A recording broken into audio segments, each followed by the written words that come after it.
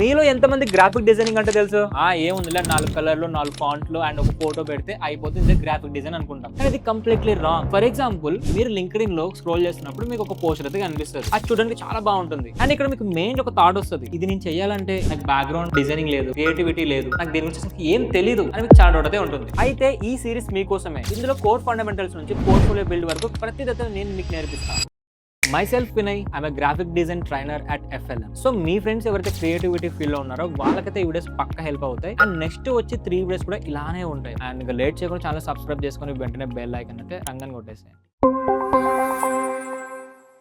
చాలా పర్సన్స్ కి అయితే ఒక మిస్కన్సెప్షన్ అయితే ఉంది. గ్రాఫిక్ డిజైనింగ్ అంటే లైక్ ఒక బ్యూటిఫుల్ పిక్చర్ ని క్రియేట్ చేసి దాన్నే డిజైనింగ్ అనుకోవడం. కానీ కాదు. గ్రాఫిక్ డిజైనింగ్ అంటే ఒక visual communication. For example client నుంచి యూజర్ వరకు క్లయింట్ కున్న ఇన్పుట్ ని యూజర్ కి ప్రాపర్ గా విజువల్ త్రూ కమ్యూనికేషన్ చేయడం. అలా చేసినప్పుడే మనకు క్లయింట్ కి అయితే లీడ్స్ అయితే వస్తే రెవెన్యూ అయితే వస్తుంది. Hope you got my point. ఒక సింపుల్ ఎగ్జాంపుల్, మనం డైలీ స్విగ్గీ అదే ఓపెన్ చేస్తాం. అందులో ఆరెంజ్ కలర్ లో బోల్డ్ ఫాంట్స్, బిగ్ ఫుడ్ పిక్చర్స్, అవి చూడంగానే మనకు ఆకలి అయితే ఫుల్ అవుతుంది. ఆకలి అయితే యాక్సిడెంటల్ గా అవ్వలేదు, అది ఒక డిజైన్ డెసిషన్. సో నేను ఇక్కడ మీకు 2 thumbnails అయితే చూపిస్తున్నా. రెండిట్లో సేమ్ టెక్స్ట్, సేమ్ ఫోటో, కానీ ఒకటి ప్రొఫెషనల్ గా కనిపిస్తుంది, ఒకటి అమెచ్యూరిస్ గా కనిపిస్తుంది. ఒక డిజైన్ డెసిషన్ పర్సెప్షన్ కంప్లీట్ గా చేంజ్ అవుతుంది. అది నేర్చుకుందాం టుడే.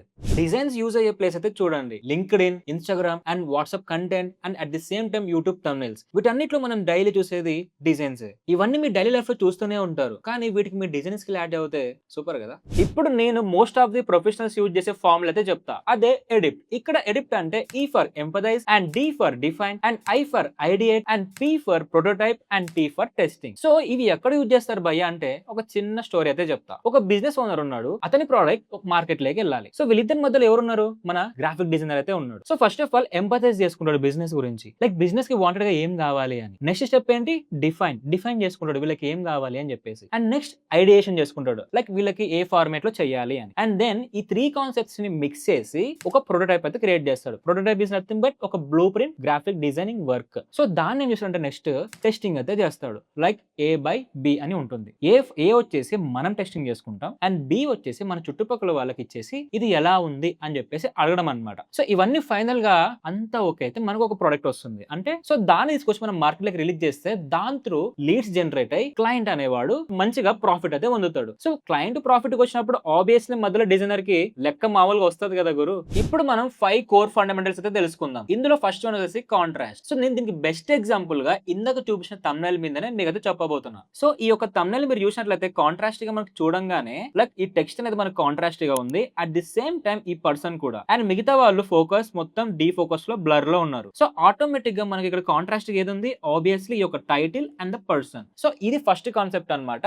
మీరు చేసే డిజైన్ లో కాంట్రాస్ట్నెస్ అనేది ఈ ఫార్మాట్ లో అయితే ఉంటుంది. అండ్ నెక్స్ట్ కాన్సెప్ట్ వచ్చేసి హైరాకీ. సో హైరాకీ ఇక్కడ మీరు చూసుకున్నట్లయితే ఈ పోస్టర్ లో మీకు చూడగానే కనిపించేది ఏంటి అంటే walk in interview and next చూసినట్లయితే పర్సన్. సో హైరాకీ అనేది మన విజువల్ అనేది ఐ కాంటాక్ట్ ఆటోమేటిక్ గా ఫస్ట్ పోయేది ఎక్కడికి? Walk in and then next ఈ పర్సన్ మీదకి అయితే వెళ్తుంది. So this is the hierarchy. And next చూసుకున్నట్లయితే ఇందులోనే మనకి పర్సన్స్ బ్లర్ ఉన్నారు. నెక్స్ట్ లైక్ ఇది ఒక ఇంటర్వ్యూ కాన్సెప్ట్. పర్సన్స్ ఇలా ఎన్నికలో ఉన్నారు and main person like interview కోసం వెయిట్ చేస్తా ఉన్నాడు. సో ఇక్కడ హైరాకీ అంటే ఫస్ట్ మన user I point of view ఎక్కడికి వెళ్తుంది అనేది పాయింట్. అర్థమైంది కదా. అండ్ నెక్స్ట్ కాన్సెప్ట్ వచ్చేసి అలైన్మెంట్. సో అలైన్మెంట్ కి ఇక్కడ బెస్ట్ ఎగ్జాంపుల్ మీరు చూసుకున్నట్లు అయితే మనకు ఈ యొక్క టెక్స్ట్ అనేది సెంటర్ అలైన్మెంట్ లో అయితే ఉంది అండ్ పర్సన్ వచ్చేసి మనకు రైట్ అలైన్మెంట్ లో ఉన్నాడు. సో ఇదే పర్సన్ మనకు రైట్ లో లేకుండా సెంటర్ లో ఉంటే మనకు విజువల్ అనేది అంత బెటర్ గా అయితే రాదు. So this is called alignment. A place లో ఏవి ఉండాలో అనేదే ఇక్కడ అలైన్మెంట్ అని అంటాం అనమాట. Got it. And next concept వచ్చేసి నెక్స్ట్ ప్రాక్సిమిటీకి బెస్ట్ ఎగ్జాంపుల్ ఏంటి అంటే ఇక్కడ మీరు చూసుకుంటే పర్సన్స్ అందరూ లైక్ ఒక గ్రూప్ లో ఉన్నారు రైట్.